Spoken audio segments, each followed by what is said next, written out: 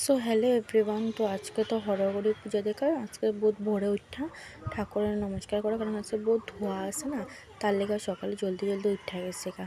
তারপরে উঠা আজকে মানে কতগুলো ড্রেসও পরে রয়েছে, এগুলো গুছাই নিয়েছে, কারণ না গুছায় না ভাল লাগে না।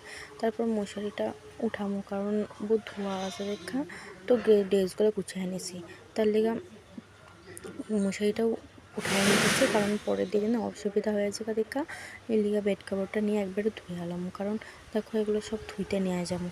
তো তার লিগে মানে জল সকাল সকাল জলগুলো কি ঠান্ডা থাকে, পরে দিয়া জলগুলো পরে গরম হয়ে যায়। আমার কুয়ার জল বহুত ভালো লাগে, তোমরা অবশ্যই জানাবা কার কার কুয়ার জল ভালো লাগে।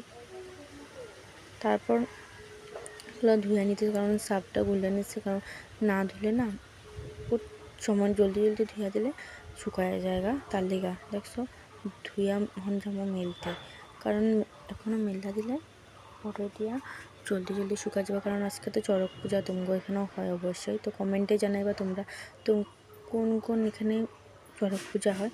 তার লিগে দেখো এখন এখন বেডশিটটা গুছিয়ে নিতেছি, কারণ বালিশের টালিশগুলো নতুন লাগাবো, কারণ আজকে আমাকে সব নতুন নতুন হয়, ড্রেসও নতুন, সব কিছুই নতুন।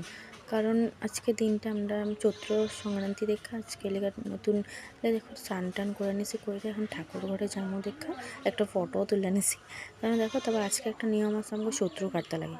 তো দেখো কাটতে আইয়া আমি ঠাকুরের নমস্কার করে আইয়া, তো দেখো একটা ক্লিপ নিয়ে নিলাম। তারপর ঠাকুরের দেখো একটা ড্রেসটা পরাইছি, ঠাকুরের নমস্কার করে বাইরে দাঁড়াইছি। দেখো আজকে ওয়েদারটা কত ভালো। তারপর আমরা দেখো চড়ক